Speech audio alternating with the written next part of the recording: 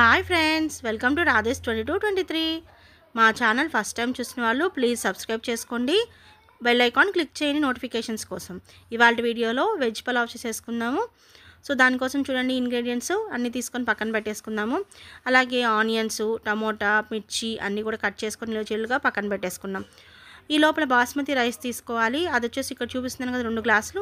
దాంతో బాస్మతి రైస్ తీసుకొని శుభ్రంగా కడుక్కొని వాటర్ పోసుకొని దాంట్లోనే కొత్తిమీర, పుదీనా కూడా వేసుకొని పక్కన పెట్టుకోవాలి.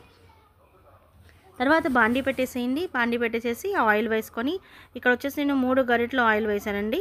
3 గరిటెలు నేను ఎప్పుడో చూపిస్తా కదా గరిటె, సో దాంతో 3 గరిటెలు ఆయిల్ వేసాను. వేసేసి ఆనియన్స్, ఈ మసాలా దినుసులు ఏవైతే పలావ్ దినుసులు ఉన్నాయో అవన్నీ కూడా వేసి ఆనియన్స్ బ్రౌన్ కలర్లోకి వచ్చేంత వరకు వేయించుకోవాలి. తర్వాత టమోటాస్ కట్ చేసుకుని టమోటాస్ ఉన్నాయి కదా, ఆ టమోటాస్ అన్నీ వేసుకొని అల్లం వెల్లుల్లి పేస్ట్ వేసుకోవాలి. సో ఇక్కడ అల్లం వెల్లుల్లి పేస్ట్ మీరు తినే ఘాటుని బట్టి మీరు యూజ్ చేసుకోవచ్చు. ఓన్లీ వెజ్ పలావే చేసుకొని దానికి తోడుగా పన్నీర్ కర్రీ కానీ ఇంకేమైనా చేసుకున్నాలి అంటే తక్కువ, అంటే కొంచెం ఎక్కువ ఘాటు వేసుకోండి. అలా కాదు నాన్ వెజ్ కర్రీస్ ఏమైనా వండుకుంటూ పలావ్ చేసుకుంటుంటే కనుక అల్లం వెల్లుల్లి పేస్ట్ పోతే మనం కొంచెం స్పైసీనెస్ తగ్గించుకుంటే సరిపోతుందండి. సో నేను ఇక్కడ మటన్కి చూపిస్తున్నాను, మటన్ కర్రీ వండుతున్నాము, దాంతోపాటు పలావ్ అనమాట. సో అందుకని నేను ఇక్కడ అల్లం వెల్లుల్లి పేస్ట్ సరిపడా మాత్రమే వేసుకున్నాను, ఎక్కువ వేయట్లేదండి. ఎందుకంటే ఆల్రెడీ కర్రీలో ఉంటుంది కదా, నాన్ వెజ్ కర్రీలో. సో అందుకని ఇలా చూడండి కదుపుకుంటూ వేయించుకోవాలి. అల్లం యొక్క పచ్చివాసన బయటకు వచ్చేసేయాలి. అలాగే టమాటా కూడా బాగా మగ్గిపోవాలి. ఇదిగో చూడండి మగ్గిందా లేదా. సో టమాటా మగ్గిపోయింది కదా, ఇప్పుడు సరిపడా సాల్ట్ కలుపుకోవాలి. సో నేను ఇక్కడే ఒక 4 టేబుల్ స్పూన్ వరకు సాల్ట్ వేసేసుకుంటున్నాను. ఇంకేమన్నా తగ్గితే కనుక లాస్ట్లో మనం వాటర్ యాడ్ చేసిన తర్వాత చూసుకొని అడ్జస్ట్ చేసుకోవచ్చు. సో ఇక్కడ చూడండి సాల్ట్ కూడా యాడ్ చేస్తాను నేను. సో ఇది వచ్చేటప్పటికి కొంచెం వాటర్ అనేది దీంట్లో వేయట్లేదని నేను బాయిల్ చేసుకొని సపరేట్గా బాయిల్ చేస్తాను వాటర్ అనేది. సో ఇక్కడ చూడండి సాల్ట్ వేసిన తర్వాత చిల్లీ పౌడర్ కూడా మనకి ఎంతవరకు కావాలో అంతవరకు కలుపుకోవచ్చు. సో ఇక్కడ నేను చూపిస్తున్న చిల్లీ పౌడర్ తర్వాత ఇక్కడ చూడండి ఇక్కడ చూపిస్తున్నాను, ఇది వచ్చేసి కొంచెం కలర్ కోసం అండి, మనకు పలావ్ కలర్ కోసం. సో కాశ్మీరీ చిల్లీ అనేది వేయడం జరిగిందండి నేను.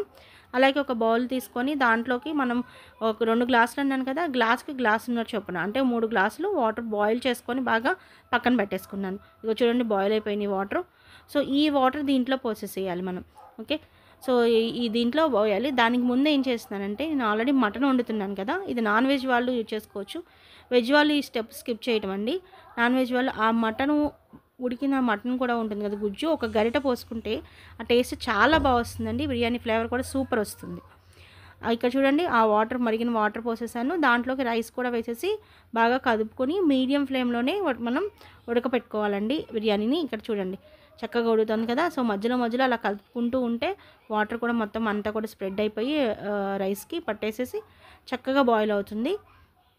సో మధ్యలో మూత పెట్టుకొని మధ్యలో చూస్తూ ఉండాలి. చూడండి గింజ పెద్దదవడం స్టార్ట్ అయిపోయింది, మనకు బాయిల్ అవడం స్టార్ట్ అయిపోయింది. సో మూత పెట్టేసుకొని మధ్యలో కదుపుకుంటూ ఉండాలి. ఈ లోపల చూడండి మటన్ కూడా అయిపోవచ్చింది, మటన్ కర్రీ కూడా. So mutton curry, chicken curry ఇవన్నీ డిఫరెంట్ స్పెషల్స్ అన్నీ కూడా మన ఛానల్లో ఉన్నాయి, ఒకసారి విజిట్ చేయండి. ఇదిగో చూడండి ఓపెన్ చేసి చూస్తే ఎలా ఉంది, అడుగున కొంచెం వాటర్ ఉన్నాయి చూడండి. మొత్తం రైస్ అయితే చక్కగా ఉడికిపోయింది, కొంచెం వాటరే ఉన్నాయి.